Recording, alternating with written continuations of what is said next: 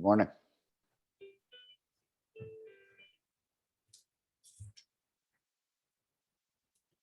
Hey, Stephen. Good morning. Nice to see you, my friend. How are you? I'm great. How about yourself? I am super well. Cool. Well, unless you have any questions, I'm down to just dive right in. Let's do it. Okay, y'all. I'm welcoming Stephen Kotler to the Breaking Normal podcast. It's a real honor. Firstly, I've read several of your books. I remember listening to Stealing Fire, and then I just recently listened to The Art of Impossible, and now I'm on the Rise of Superman. So I don't think I did it, and I'm kind of doing it in a breaking normal order. You are not doing it in order, as far as I can tell, but I don't actually know if there is an order, but it's impressive.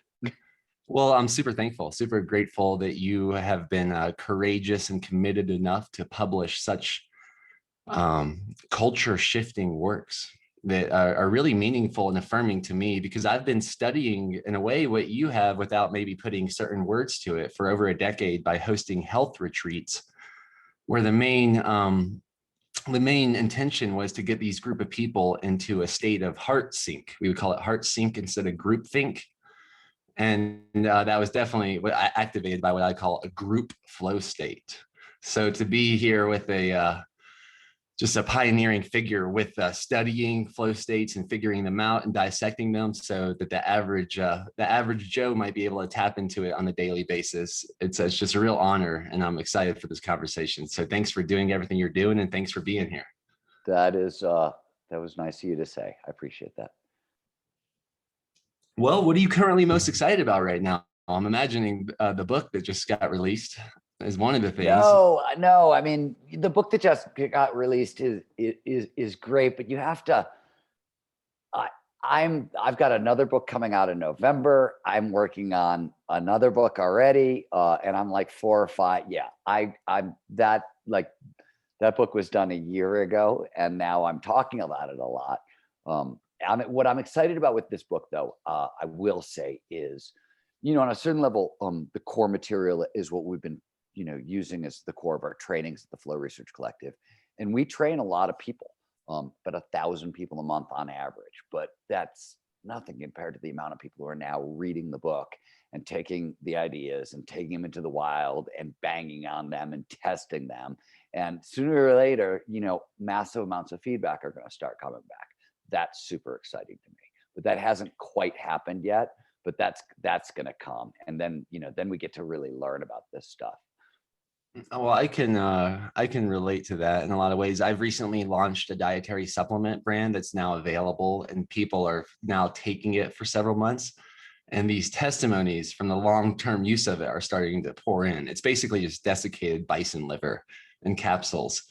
And the data that's coming in is now my new project of like figuring out what to do with this data, how to configure it so that the public knows what they could expect from microdosing on what I would say America's original multivitamin. And I'm kind of in that space as well. I see that you have a huge stack of books behind you there, and we're talking about your books. Do you have any favorite books? What have been some of the most inspiring books of your life? So I always have the same answers to this question. And it depends what you're asking me, because if you're asking me what inspired me as a writer, as an artist, that's a whole separate set of books from what inspired me as a thinker. And so I'm going to give you a bunch of stuff on the thinker side. The book that really launched a lot of my career when I first started poking at people accomplishing so-called impossible feats, right? Stuff that had never been done before. And I was starting to do the research into the neurobiology of how are they doing this. Two things were going on. First of all, in the 1990s, when I was starting to do this work, that was a really cool era in neuroscience, because it was the first time that neuroscience, we began to, like with brain imaging technology sort of advancing, we started being able to link kind of mechanistic brain activity to actual behavior in the real world, to emotions, to things people were doing for the very first time. So if you're interested in how does the machine work, it was a really cool time because there was a lot to learn in that. And there was a book that came out right as I was doing all this work called Bone Games by a guy named Rob Schultes.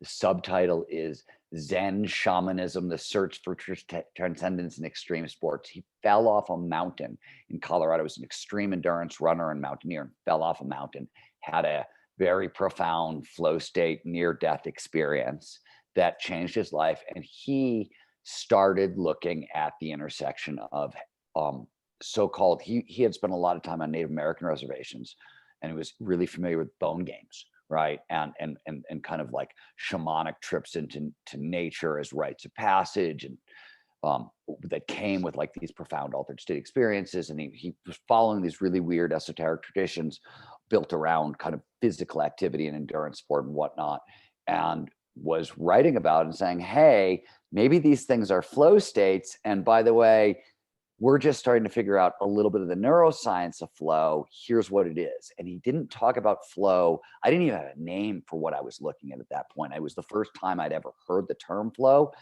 His book came out in the 80s. And on top of that, he didn't try to explain it with psychology, which I wasn't particularly interested in at the time. He explained it with neuroscience, which was mechanism. I was like, okay, cool. I don't want the metaphor. I want the mechanism. I need to know how it works so I can believe it. And that's what I got out of that book. So Bone Games is always my first answer. There's a book called Song of the Dodo by David Quammen. I'm a lifelong environmental activist and animal rights activist. My wife and I run an animal sanctuary. I've done a lot of this work. I've started companies in this area and whatnot. And the Song of the Dodo is sort of the best overview of current environmental crises and biodiversity crises that I know of. It really is about the work of the godfather of conservation ecology, Michael Soule, which is a name that most people don't know. Yet he did his work in the 1960s, and almost everything we think about the environment and how to protect it came out of his head. And that was my introduction to his ideas. David Quammen wrote this phenomenal book at it.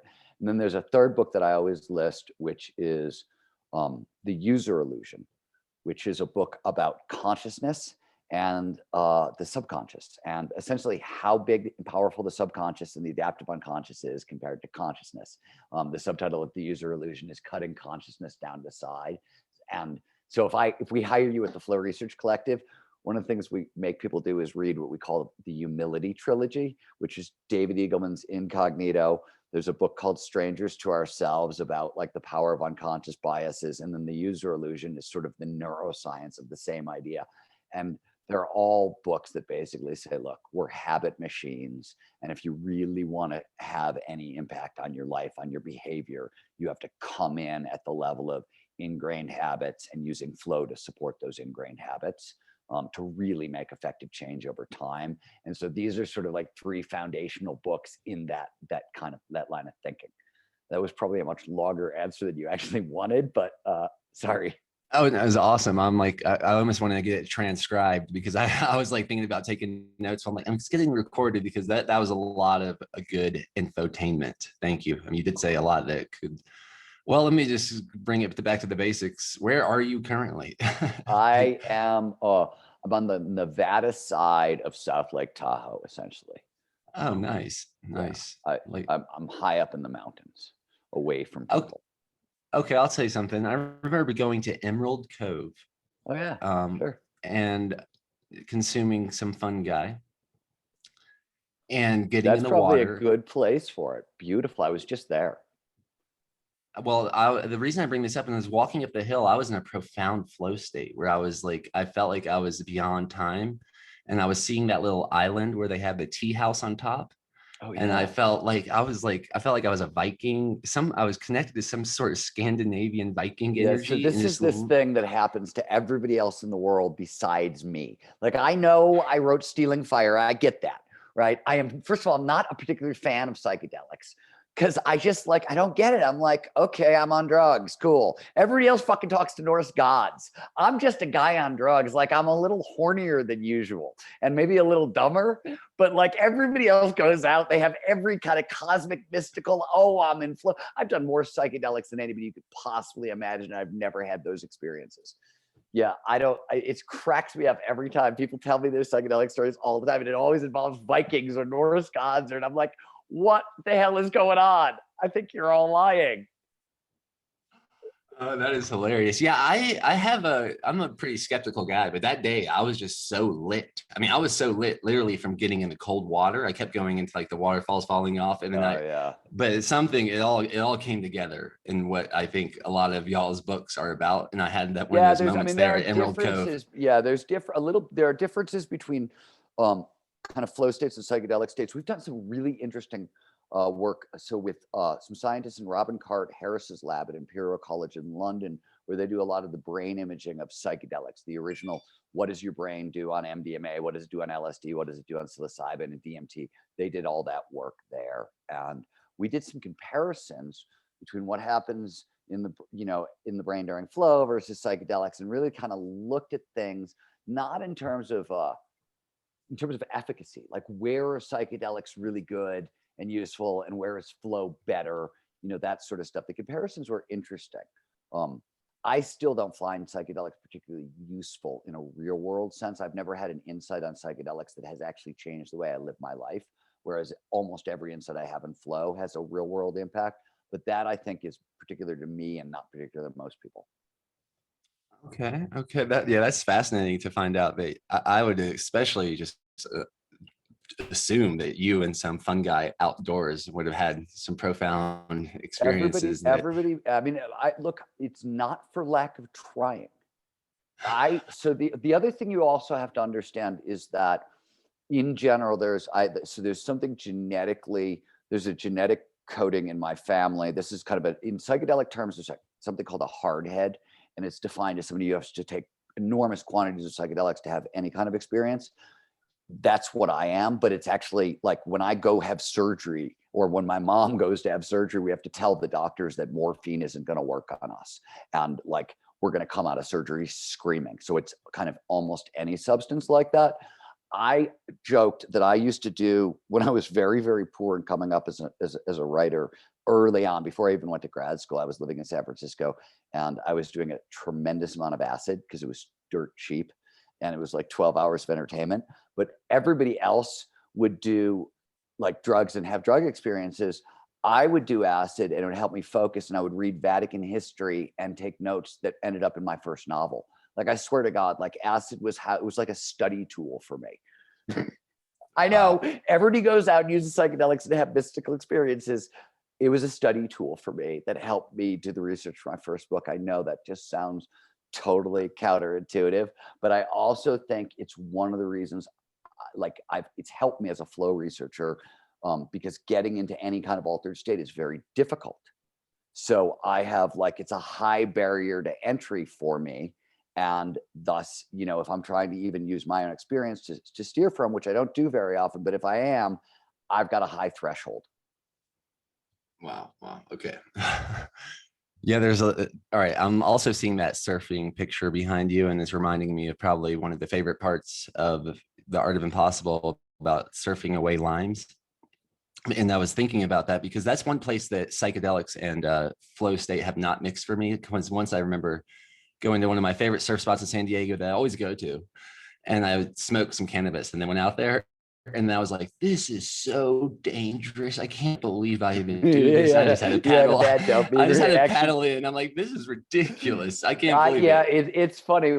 I understand that with surfing and marijuana, because a lot of people use surfing and marijuana, and cannabis and skiing mix really well for me, but surfing, it never. And then one day I was in Costa Rica.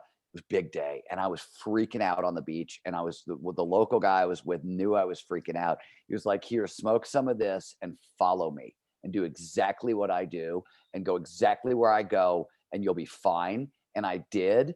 And it was like, first of all, he paddled out, he managed to paddle through these massive swells without even getting his hair wet. There was some kind of crazy invisible channel that we could get out in.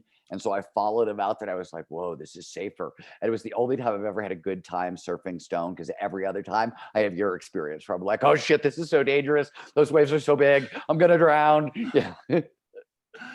Well, yeah, where in Costa Rica was that, by the way? Maybe Nassau. I don't actually remember where I was on that trip. Costa Rica, I've been there almost 15 to 20 times, and surfing in Costa Rica is so pleasant. It's such a great country for surfing. But tell me about this, if you don't mind sharing a little bit, without giving too much away for someone that hasn't listened to the book, because I've had a lot of guests and I have a lot of friends that have struggled with Lyme disease. Actually, one of the recent guests, Trevor Hall, that was one of the topics we talked about. And it seems like it's kind of a confusing conversation. So I got Lyme. Obviously, I was 30 years old. It's useful to put this whole thing in context. We're supposed to be talking about the book, The Art of Impossible. So let me put that in a little bit in context and then lead into the surfing story. And then, we can go from there. In my 20s, I became a journalist. And as I said earlier, my core interest was those moments in time when impossible became possible. And I was originally drawn to this question in action sports. The 90s in action sports, as you probably know, it's the great era of impossible, or more so-called impossible feats were done than ever before in history. And the level of progression was unlike anything anybody's ever seen in sport. And it was surfing, skiing, rock climbing, snowboard. It was everywhere, right? It was ubiquitous. And that alone, it was a puzzle. It was a giant, especially for the journalists who were involved in covering the sport, we'd see things that looked like magic and we'd have conversations like, this is it. This has got to be the ceiling. There's no way. It's so crazy. It'll never go up. And it kept going up and kept going up.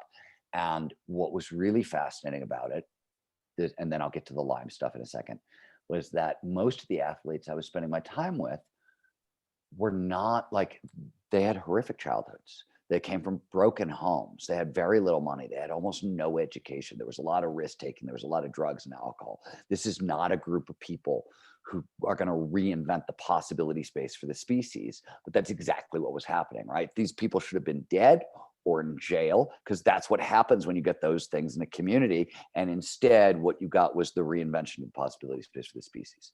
And I was trying to solve that question. What the hell is going on? And I was also broken a lot of bones trying to chase professional athletes around mountains. And I had sort of wanted to taper off a little bit on that.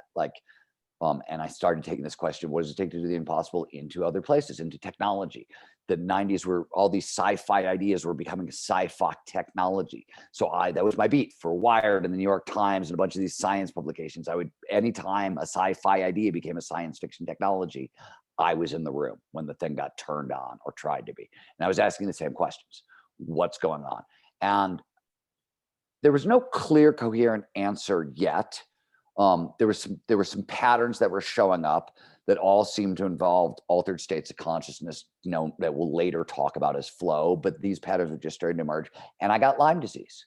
In the middle of all this, I got Lyme disease and spent 3 years in bed.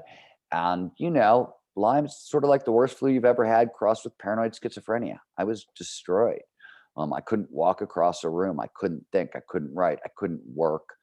And I was really sick. And then after about 3 years, my stomach lining started bleeding out in reaction to the meds. So the doctors pulled me off meds, and nobody knew if I was ever going to get any better. And I was functional about 10% of the time. And I was like, holy crap, I'm just going to be a burden to my friends and my family for the rest. I can't work. I can't focus. I'm not I've got the emotional intelligence of a 2-year-old. I'm hallucinating, right? I've got no short-term memory or long-term memory. I was a mess, and I was physically disabled. And I was going to end my life. And in the really serious, matter of weeks, I was going to end my life. And a friend of mine showed up at my door and demanded that we go surfing. And I was laughing. And I was like, I can't walk from the couch to the kitchen. And you want me to go? You're out of your mind. And she wouldn't leave and wouldn't leave and wouldn't leave and wouldn't. And after hours of it, I was just like, you know what? Fuck, let's go surfing today.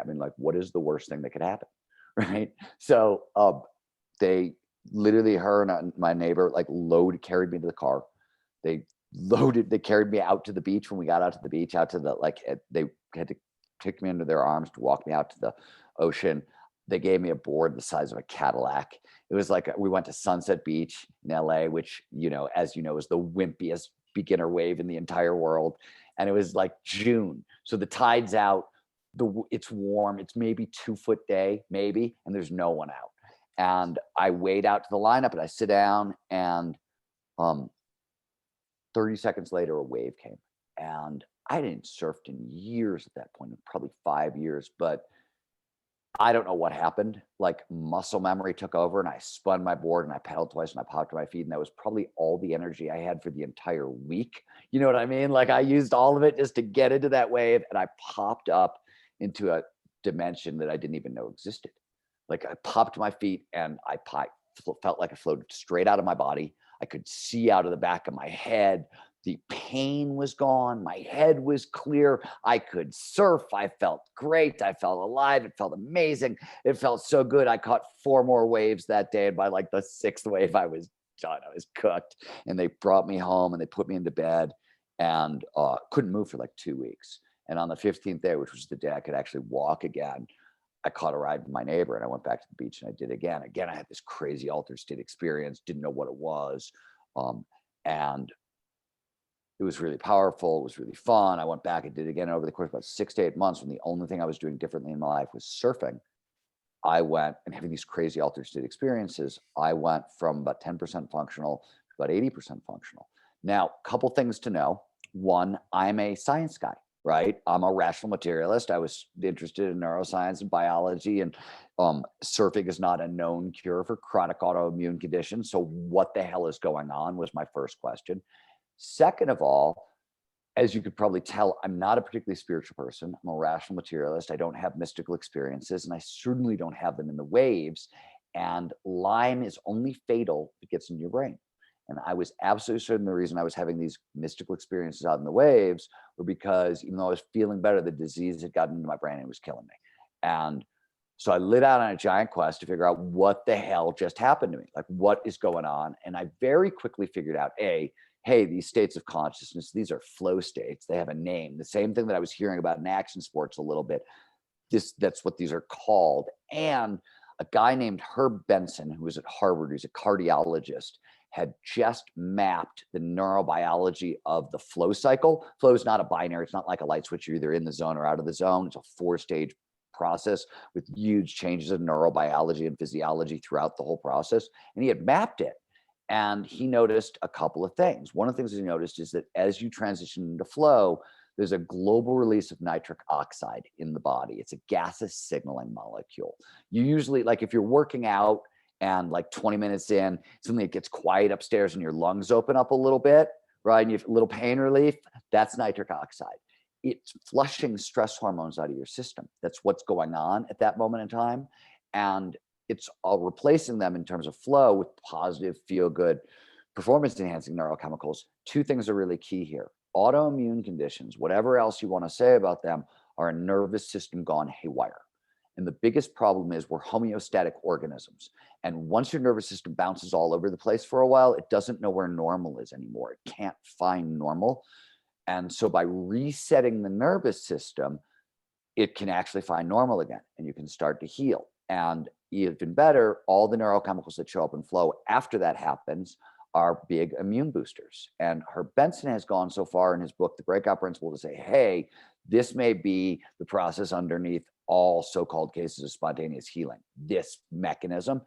I think that's probably overstating it because I don't like it. Makes sense to me and with autoimmune conditions because you've got a nervous system that's gone haywire. It doesn't make sense to me with something like cancer, but what do I know, right? That's way outside my field. I don't work here, but like that was his comment. That was definitely my experience.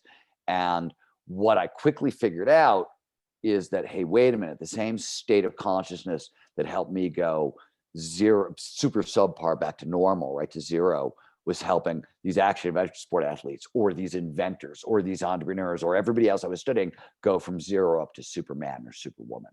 And that was sort of like my introduction to flow and the neurobiology of flow. And, you know, I really haven't stopped studying that since then. The only thing that's different is first I wrote magazine articles about it and columns, and then I wrote books about it. And then when that wasn't enough, I started the Flow Research Collective, and now I run a team of giant team of neuroscientists and psychologists, and we study this stuff. But it really hasn't changed.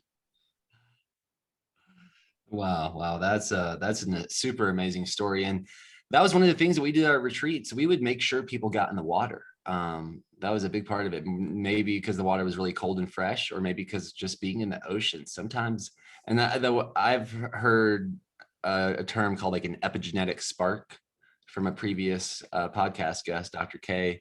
And it sounds almost as what you're alluding to from my perspective, like this, a spark that can happen. And I do think surfing in the ocean in a flow state I'm happy to use the term spark. Epigenetic is a term that I would be very cautious around until I knew exactly what you're talking about. And is flow and epigenetic spark is so beyond anything we know or can answer. But is it absolutely like the seed of, passion? For sure.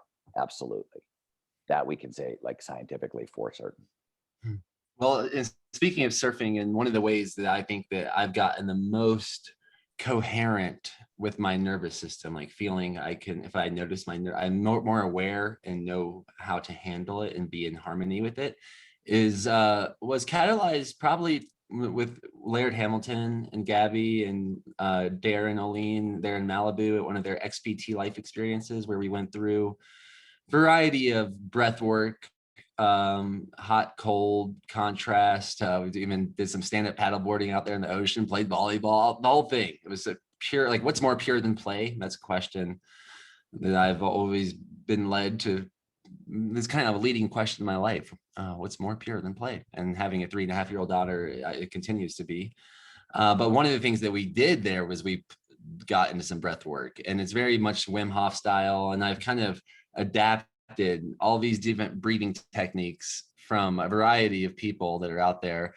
And I do that every morning. If I don't do the breath work, I feel like my nervous system is not as in harmony. And I'm kind of wondering, do you have a daily dosage or a daily ritual so your nervous system is correct? Yeah. So, I mean, in the Art of Impossible, I talk about a little bit about what I call the positive psychology basics, right? Positive psychology has spent the past 30 years sort of figuring out, what do you just need to even get in the peak performance game? What gets you into the game? And this has been an ongoing question. Like, go back to like Nietzsche and Freud and like people performance. And after about 30 years of looking at this question, positive psychology has come up with 6 pretty solid answers. 3 are on the physical side. Hey, this is what you need for the physical energy to perform at your best. 3 are on the mental side. Here's how you tune up the mental landscape to perform at your best. Here's how I think of it. On the physical side, nothing surprising here. You need 7 to 8 hours of sleep a night. You need hydration and nutrition, and you need social support. Right. And people often don't think about social support. They think it's important to psychological health. They don't realize that if you don't have robust social support networks and you're not maintaining those connections, you pay a physical energy penalty for it. You pay a cognitive load penalty, but you also pay a physical energy. So I lump it on the physical side of the equation. On the mental side, anxiety, norepinephrine, blocks peak performance, as you just eloquently pointed out. What psychology says is, hey, if you want to tune up your nervous system, you have 3 options: a daily gratitude practice, a daily mindfulness practice, breathwork practice, or regular exercise. And we actually can take it farther than that. It's a 5-minute gratitude practice, right? Standard positive psychology gratitude practice. 11 minutes a day of breath work is enough. If you're consistent with it for even a couple of weeks, you'll get heightened emotional regulation and you'll calm down for just stress management, right? And exercise. You want to exercise when? Till you get nitric oxide, till it gets quiet upstairs and the stress hormones are flushed out of your system. Usually for most people, depending on your fitness level and how hard you're going, 20 to 40 minutes. So what I tell people is, under normal conditions, if you're just living your life, do 1 of those a day, every day. If you're stressed out, if COVID is happening, whatever, do 2 a day. If COVID is happening and you're fighting with your boyfriend, girlfriend, sister, brother, mother, whatever, do 3 a day, right? Like, that's how I think about it. And, on the flip side with the physical stuff, the physical energy with social support, hydration, nutrition, and 7 to 8 hours of sleep, I always tell people, under normal conditions, you can usually screw 1 of those up a day. You can't do it like 3-4 days in a row, right? But like, if you screw up sleep, but you've got good social support and good hydration, nutrition, you're probably going to be able to muster up the energy to perform at your best that day, right? You couldn't do it. Don't do it a bunch of days in a row, but you can still think about the calculation that way. Different people are different on that stuff, but that's how I think about these sort of like questions, like what's the basics to get you sort of into the peak performance game. Well, that research is extremely affirming to exactly what I've found. And that's awesome. What about your writing? How do you create your writings, your books, your articles? Do you, like, for instance, the way I have a book called Breaking Normal, and that was mostly I had to speak it into an audio recorder and then work with the writer to translate that into a book. That's how it You're not a writer. I'm a writer. Okay, tell me, how do you do what you do? Well, what I could tell you is if you go to my website, stephenkotler.com, and you look under trainings, you'll see a class called Flow for Writers, which is literally everything I've learned. I spent like 10 years trying to think about all the tips, tricks, and like everything that I do. So the whole answer is there. I'm happy to answer a very specific question, but you have to understand that I have been writing since I was 5 years old. I wrote a poem when I was 5. I've been wanted to be a writer since I was probably a teenager, and I've been writing every day for hours and hours and hours, for sure, since I was 15. Every day for hours and hours and hours since you're 15. Every day. There are very, very, very few days. So, like even, I ski quite a bit. I live in Tahoe. I will get up at 3:30 in the morning so I can write from 3:30 till 8 and then go to ski. Yeah. I've watched the sunrise every day since I was 30. I'm 53. I've seen the sunrise every day since I was 30, pretty much because I'm writing. Do you have any rituals of looking into the sun, any sun gazing stuff since you're there every day? So what I know, though, it's interesting. We know that when you look at a wide horizon and stimulate peripheral vision, it activates parasympathetic, it calms you down, right? It activates parasympathetic response, and it allows the dorsal ACC, the part of your brain that finds connections between ideas, it allows it to find farther flung connections. So it stimulates creativity. So let's not make this fancy. Every day I get up, and instead of going into my bathroom to take a piss, I walk outside, I take a piss, I watch the sunrise, I get a little bit expansive, and then I walk back inside. So I do that, but like, I'm taking a piss. Let's not fetishize this too much, right? Like, yes, I've seen the sun rise every day for 32 years, but like, here's the truth. What about naked sun exposure? Is that part of a protocol for you? No. I think no. So I do have an active recovery protocol. I think active recovery is a big part of peak performance as well, which involves saunas or Epsom salt baths or restorative yoga. And when it's ski season, I'll do 1 to 2 20-minute yoga sessions a day and make sure I'm either in an Epsom salt bath or a long infrared sauna. Those are naked, is my point. Yeah. I always think of like yoga, if it was nice and sunny, especially restorative yoga, getting that sun and all those parts where the sun doesn't usually shine, would be that ideal I don't protocol. think I'm outside. I live in the mountains. I hike my dogs to the mountains every day. I'm outside 250 days a year, pretty much, one way or another, doing something. Tell me about your dogs. I think I saw a white furry creature somewhere behind us at one point. You did. That was Kiko. My wife and I have done. We do hospice care and special needs care. We operate a sanctuary. So we a lot of our work now is around placing hospice care dogs. So people will be dying, and they'll still have dogs, and we'll find new homes for those dogs. We do that work. We've also spent a long time. We don't do this work anymore. For a while, for 14 years, we were in a very rural and poor part of Chimayo, New Mexico, second poorest county in America, highest incidence of animal cruelty. So we were working on the front lines for a lot of years. So we have the the kind of the remnants of that pack. But a lot of the work we've done is around developing a healing protocol, a longevity protocol. We're pretty good at taking a dog with late stage cancer or heart disease. If you've got like two, 3 legs, 1 eye, late stage cancer and heart disease, you're our guy. Oh, and serious abuse and trauma. Like that's what we work with. And dogs will come to us from the vet, and the vet will be like, this, don't get attached. This dog is going to be gone within a month or 2, and they'll live for 5 years with us. And within like 2 months, they'll be hiking 5 miles a day through the backcountry with us. Like we've got a very successful flow is part of our healing protocol. We put the dogs get into flow. It's common in most mammals, and you can put dogs into flow. I did a lot of work. If you read my book, A Small Furry Prayer, which is about the relationship between humans and animals. No, I don't even know about that book. Is that on Audible?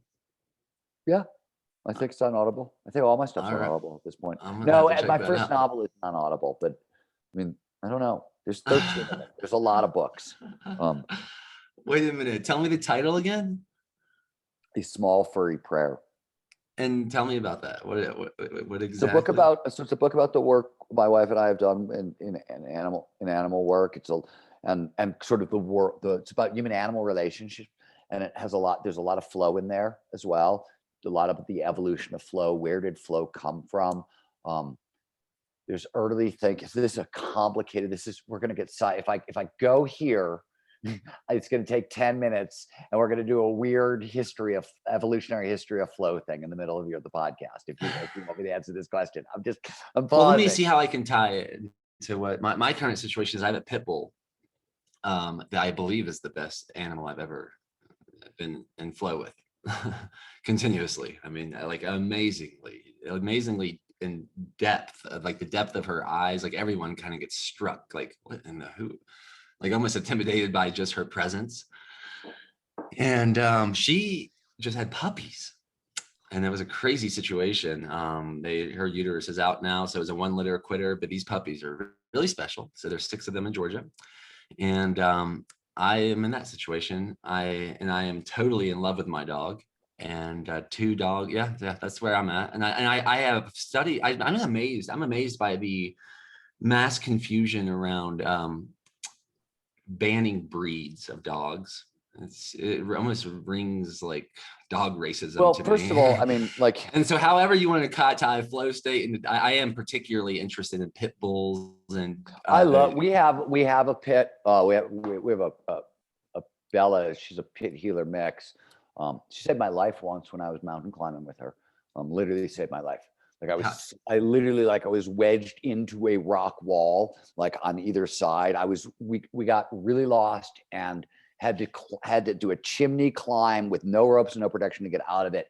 And I was halfway up it, and my foot started to slip, and she was like somewhere off in the periphery and saw what was happening and bounded over and grabbed my pant leg and caught my foot and held me on the wall until I could get a new hold. Yeah, that's in Small Furry Prayer. How old was she when she did that? She was like 3 years old when she did that. Goodness gracious. That was an interesting thing. That was sort of I sort of had a feeling, because she sort of risked her life to do it. She was a heavy rescue.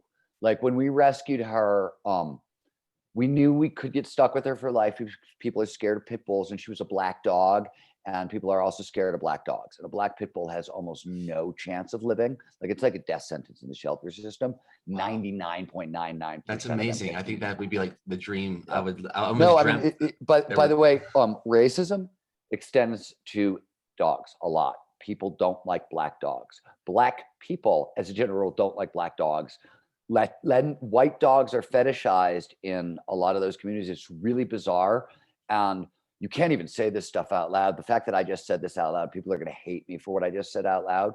But it's odd, but it's a known thing among rescuers that black dogs are the absolute, it's a death sentence for a dog. And this dog was very, very seriously abused. I remember when we got her home, within like a week, she bit my wife's finger to the bone. Was it a pit? So did the pit bull like hold, like it held onto her hand? No. I mean, she was an abused dog. So abused dogs get snappy. I mean, but you get bit when you do this work. Like, of course, like that's just part of it. We weren't even like, you weren't even mad. She was just a hard case. Well, I'm amazed that you do this work on top of everything else you do. I am very fascinated. Having the pit bull, and I traveled all around the world, and I'm kind of infuriated that like I can't even bring my dog into New Zealand because they have a pit bull ban. And my dog trains aggressive dogs. My dog is like, it is the dream. Their pit bulls are amazing dogs. They're amazing, amazing, amazing dogs. I love them. They're really sweet, and it's funny also because they're not a breed that scares me at all. I don't find them skittish. I find them very predictable. Like you can tell when a pit bull is aggressive, and you can tell when he's not. And there are other breeds that are a lot more skittish, run hotter with more norepinephrine. Pit bulls are really stable as a general rule, and really sweet and smart.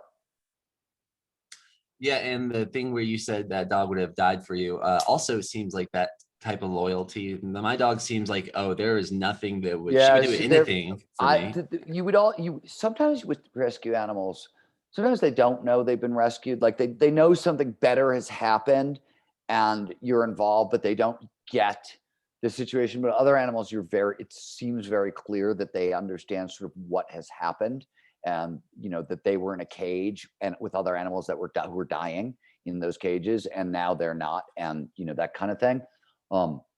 Bella was that kind of dog, the pit bull we had, and so I always got the feeling when she saved my life, she was saying thank you. I could be wrong. Well, that's amazing to hear. I would say about 10 more minutes, if that works for you. Whatever you need. I'm just here answering questions, admiring your buffalo painting. Oh, thank you. I didn't make that painting. The guy, one of my friend's dads did. He's an amazing person, and it just is so on brand with my current project. So I love it. Do you have any questions for me? No. Nope. Well, that's not true. I have lots of questions for you, but I would need more information before I had questions for you. I'm sure I do, but not right off the top of my head. And do you want to make sure that we included anything that we have not said? We should talk. I mean, it'd be useful if we told people what the actual book is about. Other than that, pardon me?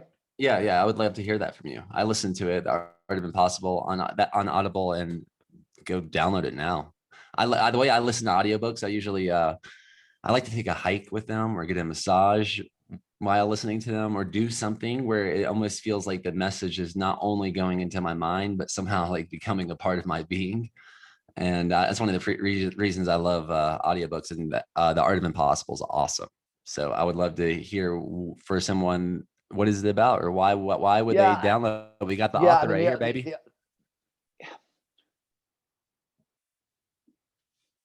What has happened over the past 10 to 15 years in the field of peak performance is flow. First of all, what we learned 20 to 30 years ago is flow is the secret to peak performance, right? It's literally defined as an optimal state of consciousness when we feel our best and we perform our best, and massively amplifies pretty much the full suite of cognitive peak performance skills: motivation, grit, learning, creativity, cooperation, collaboration, empathy, perspective taking, etc. So huge boost. Some of the times you see amplification 500% above baseline.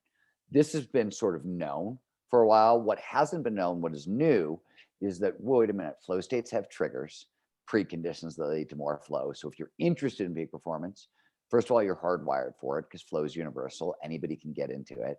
And second of all, there's a toolkit, right? We know flow states have triggers.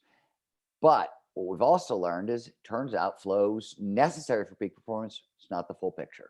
There's also a set of motivational skills you'll need, a set of learning skills you'll need, and a set of creativity skills you need. And the way I like to explain that to people, kind of why these things. First of all, that's the full suite of peak performance tools available to us. What I mean by that is, peak performance is nothing more or less than getting our biology to work for us rather than against us. And the biology, while vast, is a limited set of skills. There's a bunch of motivation skills that sort of get you into the game. There's a bunch of learning skills that allow you to continue to play. There's creativity skills that help you steer, right? Especially if you're going after hard challenges and semi-impossible goals, right? You need creativity to steer. And then there's flow skills that allow you to turbo boost the results sort of beyond all reasonable expectations. That's what the book is about. But what's really new and what I think is cool is over the past 5 or 6 years, what science has taught us is, hey, wait a minute. These skills evolved a long time ago in a certain order, in a certain sequence, in a certain way.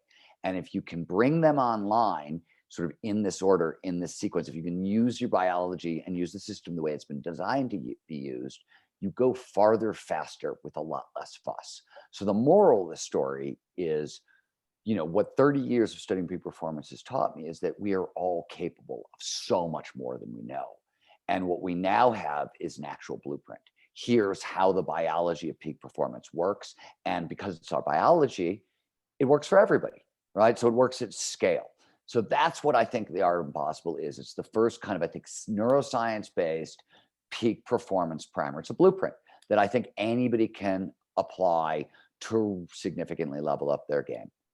And it's, in a sense, the same blueprint we use to, at the Flow Research Collective to, train about 1,000 people a month. Farther, faster, with less fuss? With far less fuss. With far less fuss. I think is what I said. I think I hit the total alliteration 4 times. I apologize. Do you play chess? A little bit. I think it's a good game. I think writing's a better game. I think neurobiology may be a better game than writing. Skiing may be a better game than neurobiology. Is skiing better? Skiing? I guess you think you enjoy skiing more than surfing, I imagine, based on where you live. It came down. So I was living in LA. The traffic was getting worse and worse. It was taking every time I would go for a surf adventure, right? The break you're going to, it's not breaking, you're going elsewhere. And the drives were getting horrendous. And then the ocean went flat about 7 months.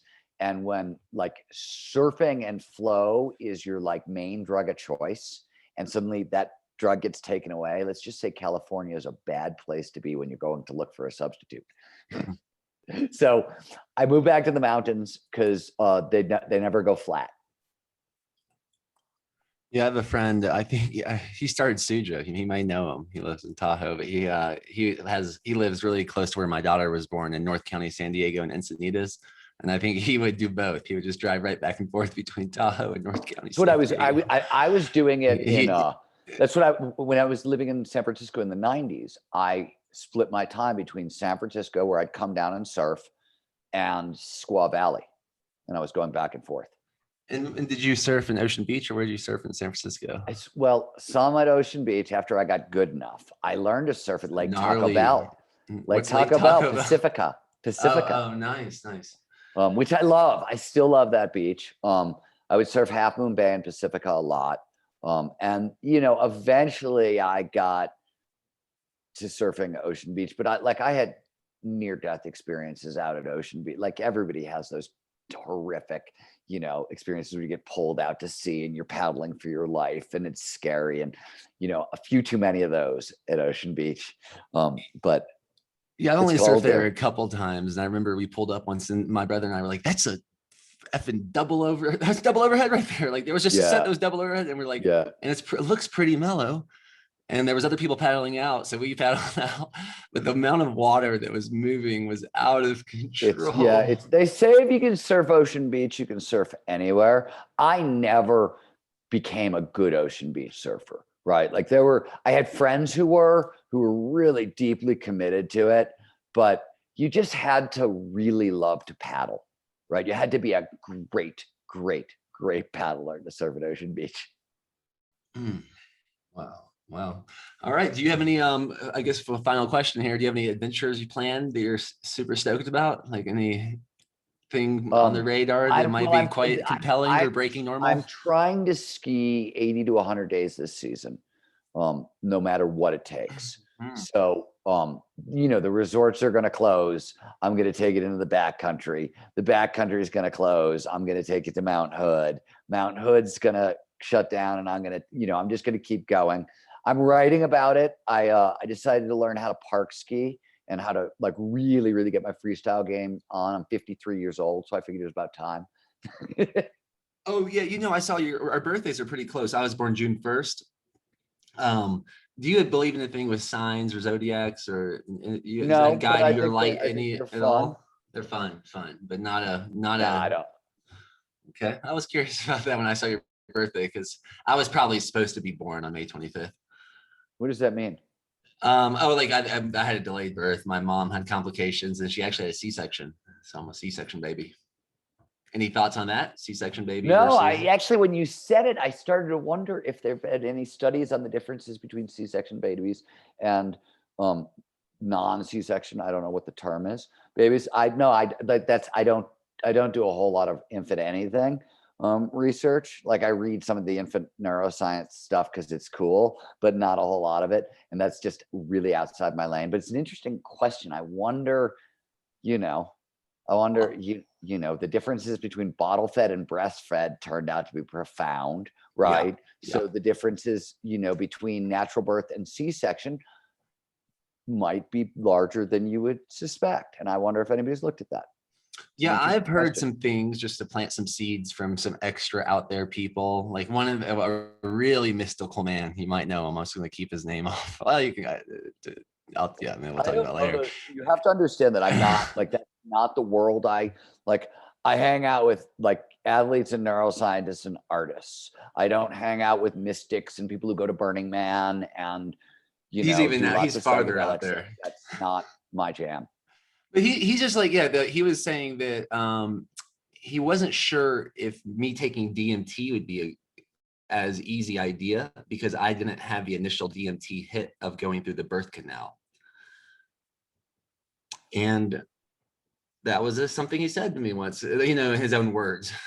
Yeah, but there's zero proof for that hypothesis. In fact, where that hypothesis came from is my buddy Rick Strassman, who's a friend of mine.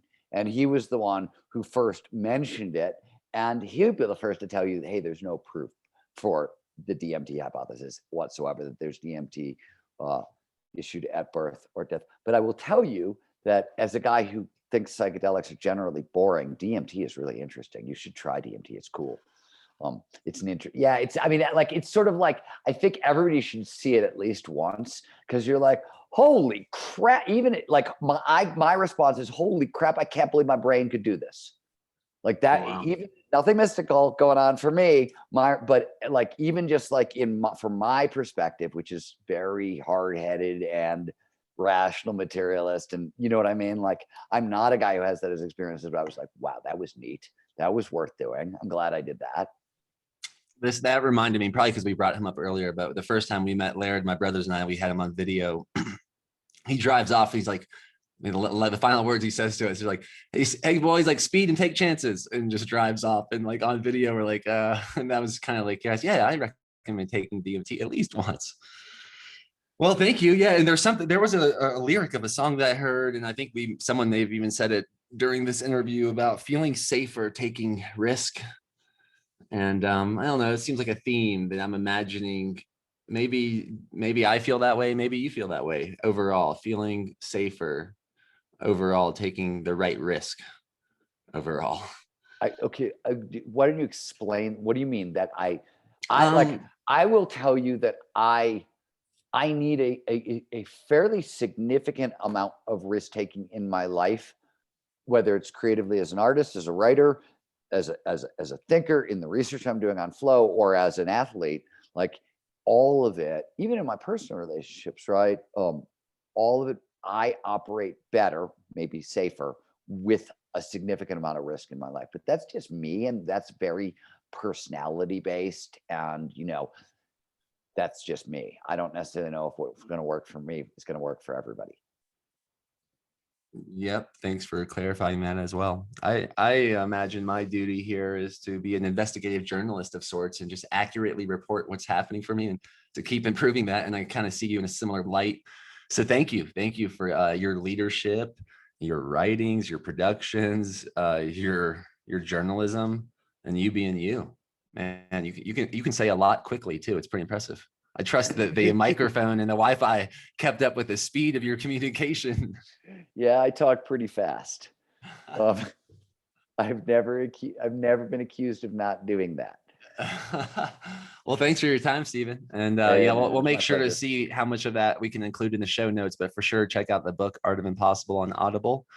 And maybe I'll see you in the mountains sometime soon. But I do have one question for you. What's your Oh local no, wave? yeah. Yeah, now I want to know what's your local in San Diego. Oh, okay. Yeah. So I lived on Neptune between Jupiter and Avocado for my local Encinitas people there. So I would walk to Grandview or Ponto, usually Grandview or Ponto, or another spot maybe in between some other places there. Like people don't talk about. They're Yeah, not as no, no, no, legendary, no, but no, the no. ones I that mean, the other thing is you can't ask a surfer where they start. It's like asking me where I'm skiing. Like I'll generally tell you, but I won't tell you where I'm actually going because I don't want to see you there. yeah. But Ponto, I'll tell people about that spot. Hey, that spot's kind of like Ocean Beach in a way. Not nearly as much, but there is a concentrated little. It's coming out of an inlet and a lot of water that can I've move. never And surfed all of there. a sudden, that wave can get real heavy real quick. And that's why that's like I can tell people about it, but you're gonna be with an intimidating crowd and a potentially intimidating wave.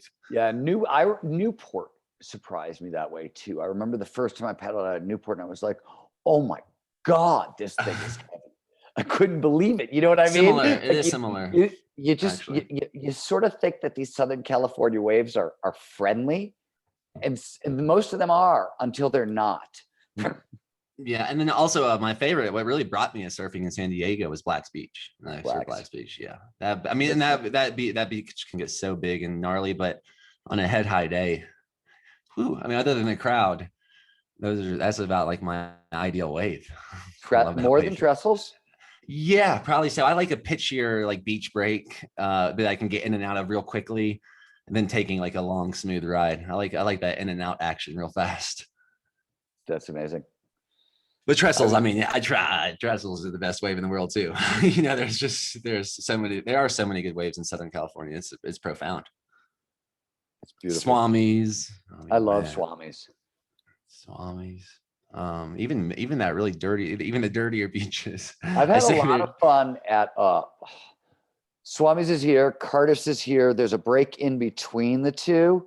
And I can't remember what it's called. Pipes, maybe. Cardiff. Pipes and San Leo Reefs. There's a whole little Pipes campground. is like it's a really quick. It's like it's right next to Cardiff, but it's like Cardiff, but like compressed into like 4 seconds instead of 10 seconds. Yeah. I might be getting the directions a little mixed up, but that whole stretch of beaches is amazing. It's really that is for someone that wants to live the lifestyle that you're choosing to live with skiing, but with surfing. That's a great spot to be, and it's not cheap. It's not easy. Not easy to find a spot there for the average Joe, for sure. I've manifested many miracles there. I mean, there's a lot of cool stuff there. I guess like Charlie Chaplin had a house there next to the Self-Realization Fellowship from Paramahansa Yogananda. And then there, you have like Tony Hawk's ex-wives and all these other people, like all over, Sean White, like all of them. They're like all just living there in the neighborhood. Tony Hawk. Are you speaking bad of Lotzi? I don't even know who's who. I've met people. I'm like, oh yeah, it's Tony's ex. I'm like, whoa, Tony Hawk's ex. Yeah, like, okay. you're talking about Lotzi. She's an old friend of mine who lives down there. That's funny. That might be her, and that she's she's awesome. Definitely not talking bad about her. No, she's not. But she is Tony's ex. She helped. She was very active in the early extreme ski world. That would make sense, and that's what that neighborhood is kind of like. It seems like a flow state research collective right there, and that like blocks there and that was the picture I'm painting. It's like extreme athletes and all their families just rolling around the beaches there. Yeah, it's funny. I mean, you see that in these like they're communities of innovation, right? They're just action sports communities of innovation. Skiing is Squaw or Jackson Hole or Whistler. Surfing, there's a North Shore community, and there's the hardcore Mavericks Ocean Beach community, and then there's pockets in Southern, you know what I mean? And they're just basically communities of innovation and progression. Yeah, I'm really fascinated by those. I feel like I've been on some sort of like light rail between those, jumping around. And Encinitas is where we decided to have for our daughter to be born. But yeah, the North Shore of Maui was on the radar. Senetra, like Costa Rica, certain beaches of Costa Rica were on the radar. It's a fun time to be alive with all the technology at our fingertips and being able to talk about it. So thank you for doing it, Stephen. And I trust we'll be in touch. Thanks for having me. Yeah, keep breaking normal. Much love. Bye-bye. Take care.